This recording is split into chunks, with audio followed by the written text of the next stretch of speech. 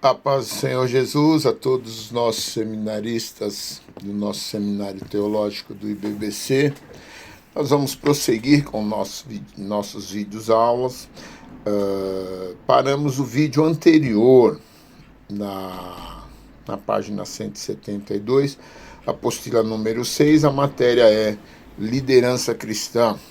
E prosseguindo no mesmo tópico anterior, na mesma página nós damos sequência. Jesus falava sobre liderar com autoridade. Em essência, ele dizia que se alguém quisesse influenciar pessoas do pescoço para cima, então devia servir, ou seja, sacrificar-se e procurar o bem maior de seus liderados. A influência deve ser adquirida, não há atalhos. A influência e a liderança legítima são construídas com muito trabalho e sacrifício. A base de toda boa liderança está em Deus. É dele que nasce todo o princípio verdadeiro de liderança cristã. É por isso que encontramos o quadro mais completo de liderança em seu próprio Filho, Jesus. A liderança de Jesus começa com o convite feito a homens comuns. Ele não escolheu homens religiosos, como se esperaria. Jesus viu mais potencial em leigos do que em clérigos. Provavelmente a razão disso é o fato de que pessoas como pecadores e coletores de impostos tinham menos resistência aos seus conceitos do que os religiosos. Os fariseus e os sacerdotes, cheios de preconceitos, não eram maleáveis. Somente os que desejavam aprender com Jesus devem ser candidatos para liderar em seu reino. Jesus lembra ao Pai que tinha entregado as palavras que recebera a esses homens que Deus lhes dera. Em João 17:8. Liderar para Jesus era formar cabeças com ideias vindas diretamente de Deus. Uma escola celestial que transmite pensamentos e caminhos mais altos do que os nossos. Seria mais eficiente do que alguns seminários que dá prioridade às opiniões humanas e filosofias especulativas. A escola de discípulos que Jesus fundou foi ambulante. Ele não tinha uma propriedade acadêmica, mas sim a formação do caráter, da lealdade e do serviço ao Senhor. O mestre prometeu transformar seus convidados, alunos, em pescadores de homens. Isso deve nos desafiar se quisermos saber como Jesus transformou homens voltados à pescaria e ao comércio em evangelistas, discipuladores e líderes. A grande base da liderança eficiente de Jesus foi o amor ágape, amor incondicional baseado no comportamento com os outros sem exigir nada em troca. É o amor da escolha deliberada. Quando Jesus fala de amor no Novo Testamento, usa a palavra ágape. É um amor traduzido pelo comportamento e pela escolha, e não o sentimento de amor. Lição 14.1. Liderança requer sacrifício. Há um equívoco comum entre as pessoas que não são líderes, de que a liderança diz respeito à posição, às mordomias e ao poder que acompanham a ascensão de uma organização. Hoje, muitas pessoas querem ascender em uma empresa ou organização porque pensam que liberdade, poder, riqueza e status são prêmios que esperam por elas no alto. A vida de um líder pode parecer fácil e glamourosa para as pessoas de fora, mas a realidade é que liderança exige sacrifício. O líder precisa abrir mão de muitas coisas que poderia lhe trazer conforto, paz, tranquilidade, lazer, descanso e comodidade para trabalhar em favor de uma causa ou de pessoas. Se você quer ser um ótimo líder, precisa estar disposto a fazer sacrifícios para que possa liderar bem. Todas as pessoas que conseguiram êxito na vida fizeram sacrifícios para isso.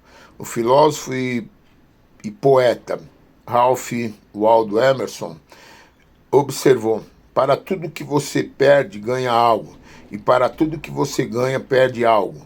A vida é uma série de trocas, uma coisa pela outra. Os líderes precisam abrir mão para continuar sua missão. Isso é uma verdade para todo líder, independentemente da área que ele atua. Fale com líderes e verá que eles fizeram repetidos sacrifícios para dar continuidade e alcançar seu objetivo. Líderes eficazes sacrificam muito do que é bom para se dedicar ao que é melhor. É importante buscar em Deus para saber o que é esse melhor que merece o sacrifício. Ainda na página 173, lição 14, 1.2. Os líderes com frequência têm que abrir mais mão do que os outros. O cerne da liderança é colocar os outros acima de si mesmo. É fazer o que é melhor para a equipe.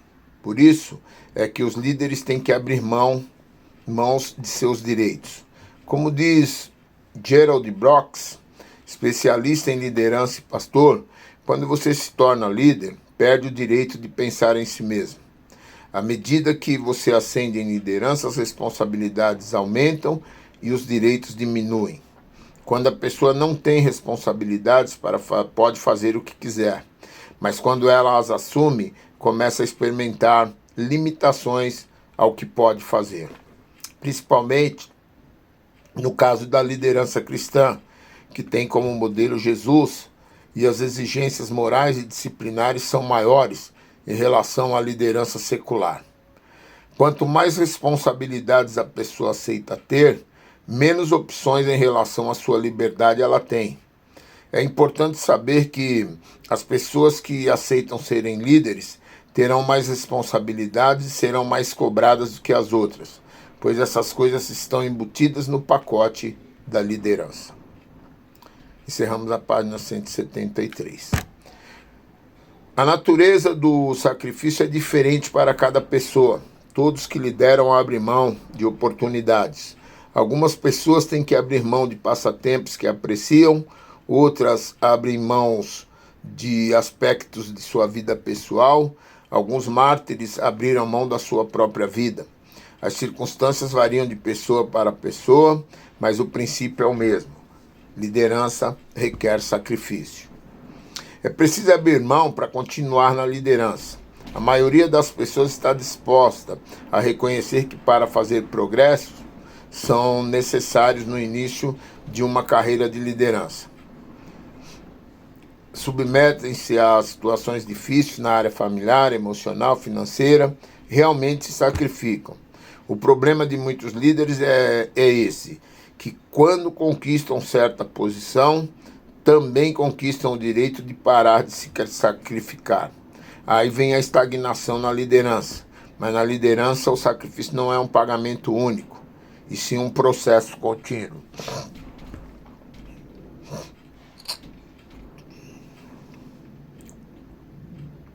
Se os líderes precisam abrir mão para subir, precisam abrir mais mão ainda para continuar no alto, pois as exigências e os desafios se tornam cada vez maiores. E também, o bom líder deve sempre se aperfeiçoar mais e buscar a excelência na liderança. Alguém disse que o sucesso de hoje é a maior ameaça ao sucesso de amanhã. Aquilo que leva um líder ao alto não é o mesmo que o mantém lá. A única forma de continuar sendo bem-sucedido na liderança é abrir mão ainda mais. John Maxwell afirma: sucesso na liderança demanda mudanças constantes, melhorias constantes e sacrifícios contínuos.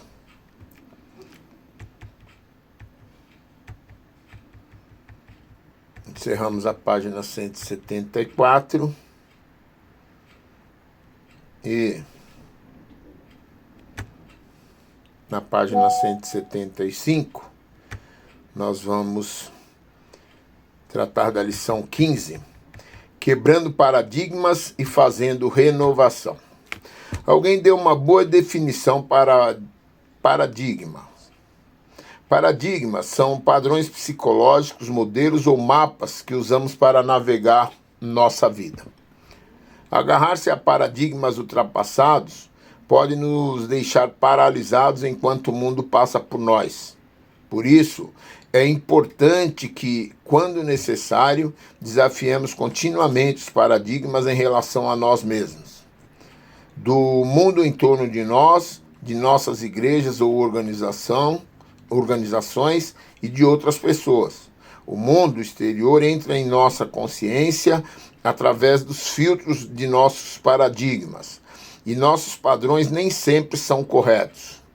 As pessoas têm muita dificuldade em mudar. A mudança nos desinstala, nos tira da nossa zona de conforto e nos força a procedermos de modo diferente, o que é difícil. Quando nossas ideias são desafiadas, somos forçados a repensar nossa posição, e isso é sempre desconfortável. É por isso que, em vez de refletir sobre seus comportamentos e enfrentar a árdua tarefa de mudar seus paradigmas, muitos se contentam em permanecer para sempre paralisados em seus pequenos trilhos. George Bernard Shaw disse: o homem sensato se adapta ao mundo, o insensato persiste em tentar adaptar o mundo a si mesmo. A liderança cristã precisa superar a inércia e as forças reacionárias que solidificam a tradição que se formam nas mentes das pessoas. Métodos e técnicas tornam-se sagradas para a igreja e instituições, fazendo com que mudanças saudáveis tornem-se difíceis ou até impossíveis. A forma como sempre foi feita podem sufocar as pessoas de mente criativa. Toda invenção útil tem tido que substituir as metodologias desgastadas e as vacas sagradas, como disse Russell Shedd. Uma mudança de paradigma é necessária para que um automóvel substitua um cavalo. A tradição não é necessariamente má. Sem as rotinas e os hábitos, as pessoas caem na apatia e na confusão. Muito pouco pode ser realizado sem uma rotina. Contudo, quanto melhor é um líder, maior serão as chances de ouvir e encorajar as ideias inovadoras que surgirão nas organizações. Nossa cultura ocidental muda rápida e abruptamente para as práticas eficientes. Com isso, as formas interessantes e criativas de se resolver problemas e de alcançarem alvos são muito bem-vindas. É o líder que determina responsavelmente o tom da organização. Ou ele encoraja a inovação, quando precisa, ou desencoraja a mudança, mesmo quando ela não ameaça os valores centrais do grupo. O líder precisa de novas ideias e sabedoria para avaliar as forças reacionárias sufocantes e distingui-las dos ventos devastadores da mudança que promete melhoramento e eficiência. Toda mudança requer cuidados especiais. É preciso que o líder planeje, pesquise e converse com seus líderes superiores antes de realizar qualquer mudança. Enfim, crie um clima para a mudança. Porque atualmente a resposta das pessoas a qualquer mudança é rápida. E se a mudança for errada, a resposta será negativa. Lição 15.1, ainda na página 175, perfil de um líder em apuros. Geralmente, vemos líderes em apuros em relação à posição que ocupam. Algumas características de líderes que se encontram em apuros levam problemas tanto para a organização como para as instituições que lideram. Relatamos pelo menos 12 delas. Então vamos lá. Não tem uma compreensão correta das pessoas, falta-lhe imaginação, tem problemas pessoais, passa o problema adiante, sente-se seguro e satisfeito, não é organizado, é dado a acesso de raiva e temperamental, não assume riscos, é inseguro e mantém na defensiva, é inflexível, não tem espírito de equipe, combate a mudança. Note que dos 12 pontos geradores de problemas para um líder, 5 têm a ver com a resistência à mudança. Lição 15.2. Razões pelas quais as pessoas resistem a mudanças.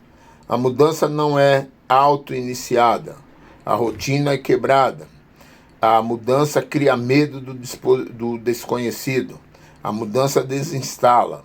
O propósito da mudança não é claro. A mudança cria medo do fracasso. A recompensa da mudança não equivale ao esforço que ela exige. As pessoas estão muito satisfeitas como as coisas estão. A mudança não acontece quando as pessoas adotam uma atitude negativa causada pelo medo e excesso de cuidados. Os liderados não mantêm respeito pelo líder.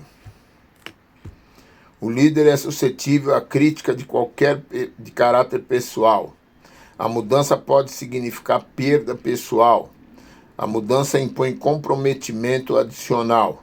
A mentalidade estreita impede a aceitação de novas ideias. A tradição resiste à mudança. Encerramos a página 176, página 177, lição 15.3, processo evolutivo da mudança.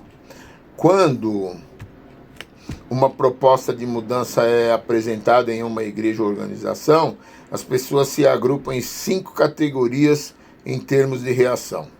2% são inovadores, 10% aderentes imediatos, 60% aderentes em médio prazo, 20% aderentes em longo prazo, 8% retardatários que normalmente vão ser contra a mudança. Vamos lá. Prosseguindo, encerramos a página 177. Página 178, lição 16, liderança requer atitude. Deus sempre pediu atitudes a seus líderes. Eles devem ser pessoas de atitude. Se alguém assim ter disposição para resolver problemas, ser alguém assim é ter disposição para resolver problemas, determinação, convicção dos seus ideais e da missão para a qual Deus o chamou. Ter atitude implica em ter coragem e ânimo para enfrentar os gigantes, como Davi enfrentou. Mesmo que as condições não sejam favoráveis e as pessoas nos tentem fazer desistir. Ter atitude não é para qualquer pessoa. Ela exige de todos, principalmente da liderança cristã, fé. Certas pessoas têm atitude diante de problemas menores e simples de serem resolvidos, mas quando são diante de grandes obstáculos e crises que exigem atitudes de responsabilidade e coragem, que os grandes líderes aí se destacam. Deus pediu uma atitude para Abrão quando quis fazer dele uma grande nação. Deus pediu uma atitude para Moisés diante do Mar Vermelho. Deus pediu atitude para Josué quando fez sucessor de Moisés. Em todos os casos que o Senhor pediu atitudes a eles, envolvia fé, determinação, coragem, ânimo e disposição. Qualidades essenciais para um líder de atitude. Assim, como as nossas atitudes é algo mais na vida, elas também fazem a diferença ao liderarmos os outros. A liderança tem menos a ver com a posição do que com a disposição. A disposição de um líder por quem influenciará a maneira como seus liderados pensam e sentem. Os grandes líderes são conscientes de que a atitude certa criará a atmosfera certa, que proporcionará reações certas dos outros. Nossas atitudes são o diferencial que nos confere a pequena vantagem sobre aqueles que pensam errado. Walt Emerson disse: o que fica atrás de nós e o que fica à nossa frente são ninharias comparadas com o que há dentro de nós. Uma firma de consultoria de São Francisco, nos Estados Unidos, pediu aos diretores de departamentos pessoal das 100 maiores companhias americanas para mencionar a principal razão isolada de despedir um empregado. Vejamos as respostas. 1. Incompetência, 30%. 2. Incapacidade de conviver com os outros empregados, 17%. 3, desonestidade ou mentira, 10%. 4, falta de motivação, 7%. 5, incapacidade ou recusa a obedecer instruções, 7%. 6, outras razões, 8%. Observe que, embora a incompetência apareça na cabeça da lista, as outras 5 constituem, todas elas, problemas de atitude.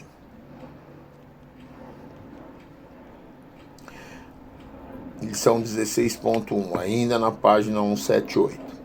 A atitude do líder influencia o liderado. A atitude de um líder é percebida por seus liderados mais rapidamente do que as suas ações.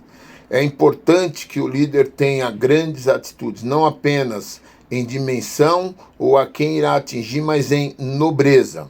O líder deve possuir também grandes atitudes, não para o sucesso pessoal, mas também para o sucesso e benefício dos liderados. Nós vamos parar, então, na página 179. Tá? Nós vamos tratar no próximo vídeo do mesmo aspecto, mas nós terminamos a página 178 e damos sequência no próximo vídeo, na página 179. Deus abençoe e boa aula a todos.